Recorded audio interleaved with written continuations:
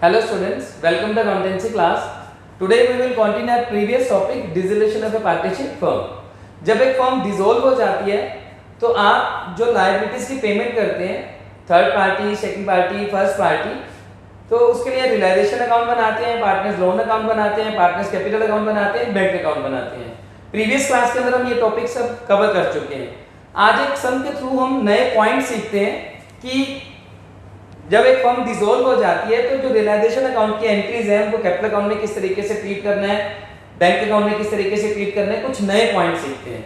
तो जो statement given है, हमें बैलेंस शीट गिवन है, पार्टनर्स हम यहाँ लेके चल रहे हैं कि दो पार्टनर है ए एंड बी, उनके रेशियो गिवन है आपको इक्वल, बैलेंस शीट गिवन है, bank overdraft, creditors, workman compensation reserve, investment fluctuation reserve, A's loan, A's capital, B's capital, means दो पार्टनर है ए एंड बी। और इधर से एसेट साइड में debtor, stock, machinery, investment, building, prepaid expenses and goodwill. नीचे आपको कुछ assets realise करके दी हुई है और लायबिलिटीज के बारे में बताया हुआ है, तो कुछ अकाउंट बनाने हैं। सबसे पहले जैसे कि हम पहले पढ़ चुके हैं कि रियलाइजेशन अकाउंट बनाया जाता है एसेट्स और लायबिलिटीज को रियलाइज करने के लिए। तो रियलाइजेशन अकाउंट स्टार्ट होता है एसेट्स और लायबिलिटीज को ट्रांसफर करने से। जब एसेट्स और लायबिलिटीज ट्रांसफर की जाती है तो उसके अंदर हमने पॉइंट पढ़ा था कि जब एसेट्स को ट्रांसफर करना है तो कुछ पॉइंट हमें ये ध्यान रखने हैं कि सभी एसेट ट्रांसफर नहीं कर रही और ना ही सभी लायबिलिटीज ट्रांसफर कर रही है। तो मैंने रियलाइजेशन का फॉर्मेट बनाया है, पहले से कुछ एसेट्स ट्रांसफर करी है, इसको हम देखते हैं। देखो सबसे पहले एसेट ट्रांसफर करते हैं, आपको यहाँ लिखना है टू एसेट ट्रांसफर। मेरे पास स्पेस कम है तो मैंने उसको थोड़ा शॉर्ट में लिखा हुआ है, आप उसको पूरा अच्छे से लिखेंगे। कौन कौन सी एसेट ट्रांसफर हो जाएंगी? सभी एसेट ट्रांसफर होंगी except cash, bank balance and fictitious asset. तो यहाँ देखिए कैश का बैलेंस दिया ही नहीं हुआ। डेटर्स ट्रांसफर हो जाएंगे, स्टॉक हो जाएगा, मशीनरी ट्रांसफर हो जाएगी, इन्वेस्टमेंट आ जाएगी, बिल्डिंग, यहाँ तक हम पहले ऑलरेडी पढ़ चुके हैं। प्रीपेड एक्सपेंसेस एक नया पॉइंट आया, बच्चे गलती से प्रीपेड एक्सपेंसेस को ट्रांसफर नहीं करते। प्रीपेड एक्सपेंसेस भी एज एन एसेट ट्रांसफर होगा। प्रीपेड एक्सपेंसेस भी ट्रांसफर इसलिए होंगे क्योंकि हमारी एसेट्स ही हम ऑलरेडी एडवांस में अमाउंट पे कर चुके हैं। प्रीपेड एसेट रियलाइज होती है नहीं होती ये बात की बात है, लेकिन आपको ट्रांसफर करनी है। अब पॉइंट आता है गुडविल। गुडविल भी एसेट्स की तरह ही ट्रांसफर की जाएगी रियलाइजेशन अकाउंट में। प्रीवियस समय जो हम कर रहे, प्रीवियस चैप्टर में जो हम कर रहे थे reconstitution of partnership firm. Reconstitution of partnership firm का मतलब एक फर्म रिकॉन्स्टिट्यूट हो जाती है, पार्टनरशिप फर्म वही की वही रहती है, पार्टनरशिप चेंज हो जाती है, तो उस केस में गुडविल को रिटर्न ऑफ किया जाता है। जहां एक फर्म बंद हो रही है तो गुडविल को रिटर्न ऑफ नहीं कर सकते। गुडविल की वैल्यू को आपने नॉर्मल एसेट की तरह ट्रांसफर कर देना है। अगर तो गुडविल रियलाइज होती है तो बहुत अच्छी बात है, नहीं रियलाइज होती तो हमें कुछ भी नहीं करना। आपको बैलेंस शीट से गुडविल ऐसे नॉर्मल एसेट की तरह ही ट्रांसफर करनी है, बाद में देखना है कि रियलाइज हो रही है या नहीं हो रही। आगे देखते हैं। तो मैंने पहले से ही एसेट ट्रांसफर करके या बैलेंस निकाला हुआ है। अब लायबिलिटीज देखते हैं। सबसे पहले बैंक ओवरड्राफ्ट दिया हुआ है। बैंक ओवरड्राफ्ट को ट्रांसफर करना है या नहीं करना। कई बार ऐसी कंफ्यूजन हो जाती है कि जो बैंक है, अब बैंक बैलेंस एसेट था तो उसको हमने ट्रांसफर नहीं किया, उसका अकाउंट बना लिया बैंक अकाउंट में, तो बैंक ओवरड्राफ्ट हमारा बैंक का नेगेटिव बैलेंस हो गया, इसको भी ट्रांसफर नहीं करना। हम ऐसा सोच लेते हैं, ऐसा नहीं है। बैंक ओवरड्राफ्ट आपके लिए करंट लायबिलिटी है, उसको आप एज ए लायबिलिटी ट्रांसफर करेंगे, उसको बैंक बैलेंस में, बैंक अकाउंट में नहीं लेके जाना। बैंक ओवरड्राफ्ट नॉर्मल लायबिलिटी जैसे आपकी होती है, थर्ड पेमेंट की, थर्ड पार्टी की लायबिलिटी, उसी तरीके से बैंक ओवरड्राफ्ट आपकी लायबिलिटी है। तो बैंक ओवरड्राफ्ट को भी आप यहाँ पे ट्रांसफर कर देंगे। मैंने पहले क्रेडिटर्स ऑलरेडी लिखे हुए थे, बैंक ओवरड्राफ्ट पॉइंट समझाने के लिए मैंने यहाँ ट्रांसफर नहीं किया था। तो बैंक ओवरड्राफ्ट भी ट्रांसफर हो जाएंगे और इसको एक नॉर्मल लायबिलिटी की तरह पे करेंगे। आगे देखते हैं वर्कमैन कंपनसेशन रिजर्व। अब इसके बारे में जो पॉइंट है वो ध्यान से देखना है। वर्कमैन कंपनसेशन रिजर्व के रिगार्डिंग अगर आपको कोई लायबिलिटी गिवन नहीं है, वर्कमैन कंपनसेशन रिजर्व के रिगार्डिंग कोई लायबिलिटी गिवन नहीं है, तो आप जितना रिजर्व है उसको कैपिटल अकाउंट में ट्रांसफर करके डिस्ट्रीब्यूट कर देंगे। पार्टनर्स के कैपिटल अकाउंट में ट्रांसफर करके उसको प्रॉफिट रेशियो में डिस्ट्रीब्यूट कर देंगे। अगर वर्कमैन कंपनसेशन रिजर्व के रिगार्डिंग कोई लायबिलिटी दी हुई है तो क्या करना है, देखिए यहाँ लायबिलिटी गिवन है, मैंने पहले से ये पॉइंट लिख लिया था। यहां देखते हैं claim for workman compensation is 25,000। अब रिजर्व कितना दिया हुआ है 40,000, क्लेम कितना दिया हुआ है 25,000। वर्कमैन कंपनसेशन रिजर्व बनाया जाता है वर्कर्स के लिए। अब वर्कर्स के लिए जो रिजर्व बनाया है उसका क्लेम हो गया 25,000। तो जितनी आपकी लायबिलिटी क्रिएट हुई, देखो रिजर्व क्रिएट हो गया मतलब आपको वर्कर्स को पे करना पड़ेगा, और फर्म बंद होगी तो हमें अभी वैसे ही पे करना पड़ेगा।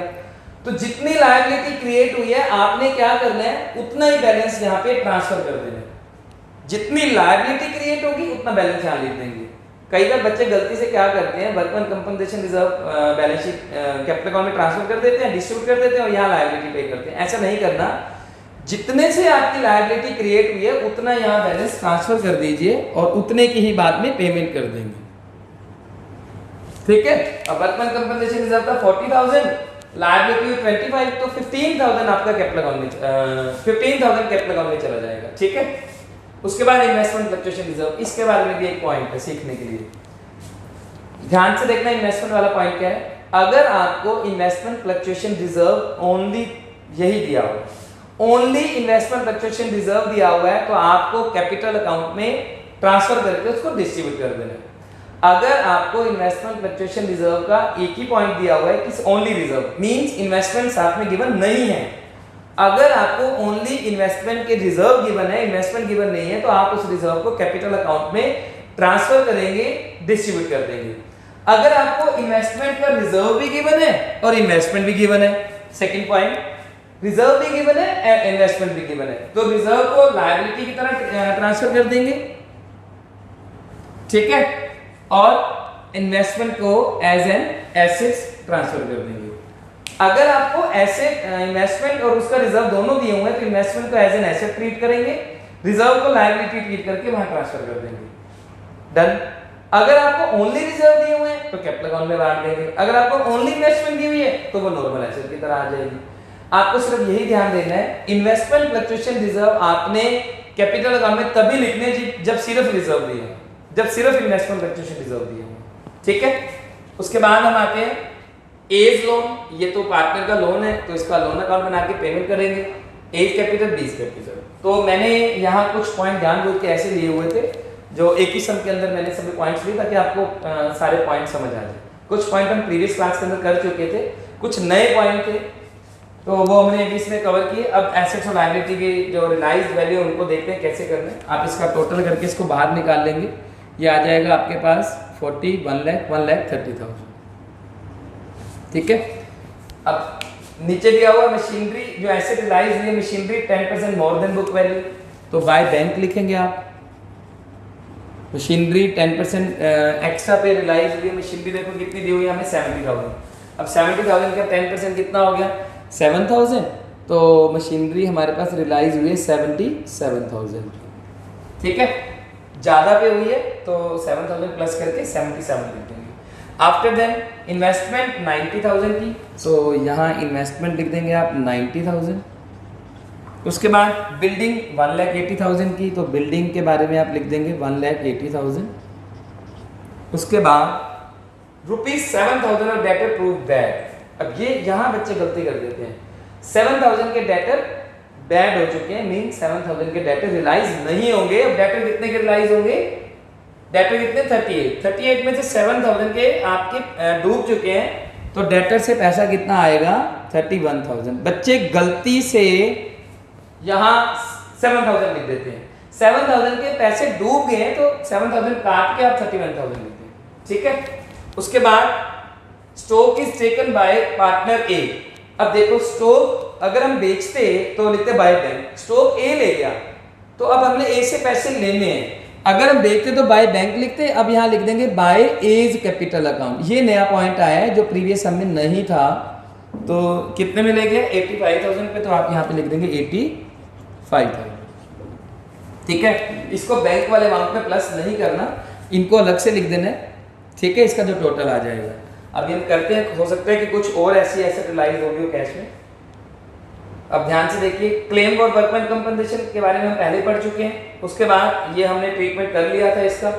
अब 25,000 का क्लेम था, मैंने आपको अभी समझाया था कि वर्कमैन कंपनसेशन रिजर्व जितना दिया हुआ है उसमें से जितने की लायबिलिटी क्रिएट हो चुकी है वो आपने ट्रांसफर कर देना है और उतनी ही आपने पेमेंट कर देनी है। तो यहाँ आप लिख देंगे to bank workman compensation reserve, जो भी क्लेम था कितना 25,000, जितना पे करना है उतना ही ट्रांसफर करोगे, बस यही ध्यान रखना है, जितने की लायबिलिटी क्रिएट हुई है उतना ही ट्रांसफर करोगे, उतनी पेमेंट कर दोगे, ठीक है। उसके बाद creditor are paid by partner B at book value. अब क्रेडिटर की पेमेंट कर दी है पार्टनर ने, तो आप यहाँ पे लिख दोगे बी ने पेमेंट की है तो टू बीज कैपिटल। हम पे करते मतलब फॉर्म पे करते तो टू बैंक का था, पार्टनर ने पे कर दिया तो टू बीज कैपिटल। कितने में की है बुक वैल्यू में, क्रेडिटर कितने हैं 30,000। पहले हम सारी एडजस्टमेंट करते हैं, बाद में देखेंगे कोई लायबिलिटी एसेट रहेगी। उसके बाद A's loan paid by firm with interest 5,000, तो ये तो लोन अकाउंट बनाना है वहां करेंगे, अभी छोड़ देते हैं। अब आपने देखा सारी एडजस्टमेंट कर ली, आपने एसेट्स वही ट्रांसफर रियलाइज करनी है जो ये आपको रियलाइज करने के लिए कहेगा। अब जैसे यहाँ अगर हम देखते हैं तो प्रीपेड एक्सपेंसेस और गुडविल रियलाइज नहीं हुई, तो आपने अपने आप यहाँ इनको बाय बैंक नहीं लिखना, नहीं हुआ तो छोड़ देंगे। एसेट्स वही रियलाइज करनी है जो ये रियलाइज करने के लिए कहेगा। ऐसा भी हो सकता था गुडविल के पॉइंट में कि गुडविल बुक के अंदर ना दी होती, नीचे लिखा होता कि गुडविल रियलाइज होगी, कि गुडविल इतने में रियलाइज हुई है या गुडविल की वैल्यूएशन इतनी करी है, तो आप यहाँ पे लिख देते बाय बैंक नीचे गुडविल, ठीक है। एसेट्स आपने वही रियलाइज करनी है जो ये रियलाइज करने के लिए कहेगा, आपने अपने आप नहीं करनी। लायबिलिटी सारी पे करनी है। अब देखो सारी पे होगी, लायबिलिटी क्रेडिटर की पेमेंट होगी थी, देखा, ठीक है। Bill bank overdraft, bank overdraft की पेमेंट नहीं हुई तो आप कर देंगे अपने आप टू बैंक ब्रैकेट में बैंक ऑडिट, कितना हो जाएगा ये 15,000। उसके बाद देखते हैं वर्कमैन कंपनसेशन रिजर्व हमने पेमेंट कर दी इसकी। इन्वेस्टमेंट फ्लक्चुएशन रिजर्व की पेमेंट नहीं होती, किसी रिजर्व की पेमेंट अपने आप नहीं करनी है आपको, ठीक है। तो ये अब हमारी साइड कंप्लीट है। अब आप क्या करेंगे, इसका टोटल करके बाहर निकाल लेंगे, तो ये हमारे पास बन जाएगा 270 और 3,01,000 3,78,000। अब इसका टोटल करते हैं, रफली देखते हैं तो हमारे पास ये साइड बड़ी आ जाएगी, तो इसका हमारे पास टोटल आ जाएगा। अगर हम इसका टोटल करते हैं तो ये बन जाएगा हमारे पास 5,93,000, और इसमें से जब आप ये माइनस कर देंगे तो आपके पास यहाँ प्रॉफिट बचेगा 13,000 का, ठीक है। तो ये कैसे आया प्रॉफिट, इसमें से सब चाहिए माइनस करने के बाद, और ये प्रॉफिट ट्रांसफर हो जाएगा एज कैपिटल में और बीज कैपिटल में। इक्वल रेशो में हमें दिए नहीं हुए तो हम इक्वल मान के चलेंगे 6,500 एंड 6,500, ठीक है। अब इसके बाद वही सेम लोन अकाउंट बनाना है, कैपिटल अकाउंट बनाना है और आपको बैंक अकाउंट बनाना है। तो हम ऑलरेडी पहले लोन अकाउंट कैपिटल अकाउंट कर चुके हैं, बड़ा इजी है वो ऐसा, लेकिन लोन अकाउंट में एक नया पॉइंट है, एक तो वो पॉइंट सीखते हैं और इसको कंप्लीट करते हैं। Loan account A's loan account बनेगा, आपको लायबिलिटी का लोन अकाउंट बनाना है, एसेट्स का लोन अकाउंट बनाना चाहो, ऐसा भी हो सकता है कि एज लोन यहाँ दिया हो बीज लोन यहाँ दिया हो, ऐसा हो सकता है। तो आप दोनों का लोन अकाउंट बना सकते हो, लेकिन पेमेंट आपने लायबिलिटी वाले की करनी है। अगर आपको एसेट साइड में भी लोन अकाउंट दिया हुआ है, आप बना सकते हो लोन अकाउंट, लेकिन जो पेमेंट करनी है वो लायबिलिटी वाले की करनी है। एसेट्स वाले की आपने क्या करना है, बैलेंस ट्रांसफर करके जो उसका पेमेंट आएगा, मतलब उस एसेट वाले लोन अकाउंट का मतलब है आपने उससे पैसे लेने हैं, तो वो पैसे उससे लेने की बजाय बाय बैंक लिखने की बजाय आप कैपिटल अकाउंट में ट्रांसफर कर देंगे। मान लो कि ये तो लायबिलिटी का लोन अकाउंट है, पहले इसको कंप्लीट करते हैं। कितना दिया हुआ हमें 50,000, बाय बैलेंस 50,000। अब इसने यहाँ नया पॉइंट था कि विद इंटरेस्ट पे करना है। अब देखो यहाँ लोन की पेमेंट करनी थी विद इंटरेस्ट 5,000, तो जब यहाँ आप लिखते हैं बाय इंटरेस्ट, अब यहाँ प्रॉब्लम आ जाएगी 5,000। ये देखो मैंने रियलाइजेशन लिख दिया, अब प्रॉब्लम ये आ गई, मैंने जानबूझ के यहाँ ये पॉइंट नहीं कराया था, ये समझाने के लिए आपको कि ऐसी गलती हो जाती है। क्या गलती हो जाती है कि लोन की जो पेमेंट करनी है वो विद इंटरेस्ट करनी है। अब जो लोन की पेमेंट करनी है, पेमेंट थी 55,000, ठीक है, तो आप पेमेंट तो करेंगे 55,000, लेकिन जो ये 5,000 है इसको मैं कहां दिखाऊं? प्रॉब्लम है कि इस 5,000 को कहां दिखाऊं। अब बच्चे कहते हैं कि 5,000 तो हमारा प्रॉफिट एंड लॉस में आना चाहिए। अब प्रॉफिट एंड लॉस में तब आता है जब हमने बिजनेस को आगे कंटिन्यू करना होता है। जब बिजनेस कंटिन्यू ही नहीं करना तो यहाँ क्या लिखेंगे, बाय रियलाइजेशन। बच्चे गलती से यहाँ बाय प्रॉफिट एंड लॉस लिख देते हैं, बाय इंटरेस्ट ऑन लोन लिख देते हैं, आपको यहाँ लिखना है बाय रियलाइजेशन। अब यहाँ बाय रियलाइजेशन आएगा तो इट मींस यहाँ भी आना चाहिए था, तो मैंने पहले ये जानबूझ के नहीं कराया, आपको समझाने के लिए। तो इसलिए आपको पूरी स्टेटमेंट पढ़ के यहाँ पे लोन अकाउंट भी लिखना चाहिए था, तो मैं यहाँ लिख देता हूँ। तो ये कितना आ जाएगा, टू इंटरेस्ट ऑन लोन, आप इस तरीके से लिख सकते हैं, या आप ऐसे भी लिख सकते हैं टू लोन एज लोन, कितना आ जाएगा 5000। तो हमारा प्रॉफिट 8000 हो जाएगा, ठीक है। तो डिवाइड करेंगे कितना हो जाएगा 4000। ये वाला पॉइंट जब मैं पढ़ रहा था एक स्टेटमेंट, तो मैंने जानबूझ के यहाँ नहीं लिखा, आपको समझाने के लिए कि आप ऐसी गलती ना करें। क्या गलती नहीं करनी, जो आप गलती कर देते हैं वो गलती ना करने के लिए मैंने जानबूझ के नहीं किया था। बच्चे क्या करते हैं, यहाँ लिख देते हैं बाय प्रॉफिट एंड लॉस। अब प्रॉफिट एंड लॉस तो लिख दिया, सेकंड एंट्री कहाँ होगी। कई बार बच्चे इसको बैंक अकाउंट में लिख देते हैं। बैंक अकाउंट में तो आप 55 लिखोगे ना, जितनी आपने पेमेंट करी है, 5 तो नहीं लिखोगे ना अलग से। तो ये ध्यान रखना, जो 5000 आपने लोन का पेमेंट किया विद इंटरेस्ट, तो वो 5000 आपको कहाँ दिखाने हैं, रियलाइजेशन अकाउंट में, ठीक है। ये ध्यान रखना, क्लियर। फिर बनाएंगे हम कैपिटल अकाउंट। अब कैपिटल अकाउंट दो पार्टनर हैं, तो दो कैपिटल अकाउंट बन जाएंगे, 2 पर्सन के हम वो बनाएंगे अकाउंट। ये भी पहले आप कर चुके हो, लेकिन इसमें एक नया पॉइंट है, वो मुझे सिखाना है। देखो सबसे पहले कैपिटल के बैलेंसेस, बाय बैलेंसेस कितने आएंगे, कितने हैं, 2 लाख एंड 1,15,000, ठीक है। उसके बाद आपने क्या करना है, बैलेंस शीट से कोई रिजर्व है, देखो 1 2 3 रिजर्व। इसकी रिजर्व की तो हमने ट्रीटमेंट क्या किया था, 25 तो आपने ट्रांसफर कर दिए थे, तो जो 15,000 पड़े थे उसको पे कर देंगे। Workman compensation reserve in the sense हमारा प्रॉफिट था, उसमें से 25,000 हमने पे कर दिया, बाकी बचा कितना 15,000 पार्टनर्स को दे देंगे। इक्वल रेशियो में 7500 एंड 7500। आगे देखो, आगे क्या है, इन्वेस्टमेंट फ्लक्चुएशन रिजर्व हम ट्रांसफर कर चुके हैं, तो इसको बांटना नहीं है, ध्यान रखना। जो चीज रियलाइजेशन में चलेगी वो कैपिटल अकाउंट में नहीं आएगी। लोन अकाउंट हो गया, कैपिटल अकाउंट ये भी हो गया, इधर से कुछ भी नहीं है, ठीक है। फिर हम लिखेंगे रियलाइजेशन के प्रॉफिट, तो ये आ जाएंगे बाय रियलाइजेशन अकाउंट। प्रॉफिट कितने हैं, 4000 एंड 4000। उसके बाद क्या है, फोर्थ स्टेप जो था वो पिछले समय नहीं था, इस समय सिखाने के लिए मैंने आपको ये सब चूज किया था। इसमें से देखो कोई ऐसी चीज है जो कैपिटल अकाउंट में आ रही है, देखो ध्यान से। एक तो ये आ रही है, ठीक है, मतलब ये क्या थी कि लायबिलिटी थी जो ये वाली, वो किसने पे कर दी थी, बी ने। तो बी ने पे किया, बी को अपने पैसे देने हैं, तो अब यहाँ लिखेंगे बाय रियलाइजेशन अकाउंट, ठीक है। ये क्रॉस हो जाएगा, इधर वाला उधर चला जाएगा, इधर क्रेडिट वाला डेबिट में आ जाएगा। तो रियलाइजेशन कितना पे किया हमने, 30,000, तो बी में लिख दोगे 30।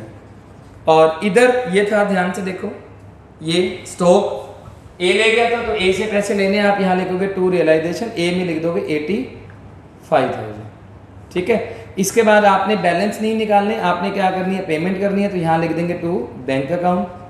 ऐसा भी हो सकता है कि एक पार्टनर पैसे लेके आने पड़े, तो वो आपको देखना पड़ेगा, टोटल से पता लगेगा। आप इसका टोटल कर लीजिए, ये टोटल आ जाते हैं ये हो गए 11,500, तो 2,11,500, ठीक है। इसका टोटल आ जाएगा आपके पास 34, इसका हम टोटल करते हैं, तो ये टोटल हमारे पास बन जाता है 1,15,000 प्लस 7,500 प्लस 4,000 प्लस 30,000, तो ये हमारे पास आ जाएगा 1,56,500। अब आपने क्या करना है, इसमें से माइनस करके पेमेंट कर देनी है। बी की तो पेमेंट पूरी हो जाएगी, ए की करते हैं, तो देखो ए है 2,11,500 में से जब आप 85,000 माइनस करते हैं, तो इसकी पेमेंट बनेगी 1,26,500, ठीक है। और ऐसे ही इसकी पेमेंट 1,56,500, इस तरीके से इनकी पेमेंट कर देंगे। और आफ्टर देन हम क्या बनाएंगे, बैंक अकाउंट। बैंक अकाउंट में आपने क्या करना है, मेरे पास स्पेस नहीं है तो इसलिए मैं बना नहीं रहा, हम सिंपल सा ही है, हमने पहले बनाया हुआ है। बैंक अकाउंट में क्या करना है, पैसा आ रहा है तो डेबिट साइड और जा रहा है तो क्रेडिट साइड। अब पैसा कहाँ से आ रहा है, ये देखो, बैंक अकाउंट हम पहले बना चुके हैं। अगर हम बनाना चाहें छोटा सा यहाँ बना लेते हैं ताकि आपको कोई कंफ्यूजन ना हो। बैंक अकाउंट, देखो पैसा कहाँ से आ रहा है। सबसे पहले तो देखो बैंक का कोई बैलेंस ही नहीं दिया हुआ, बैंक ओवरड्राफ्ट पे तो हमने पेमेंट ही कर दी थी।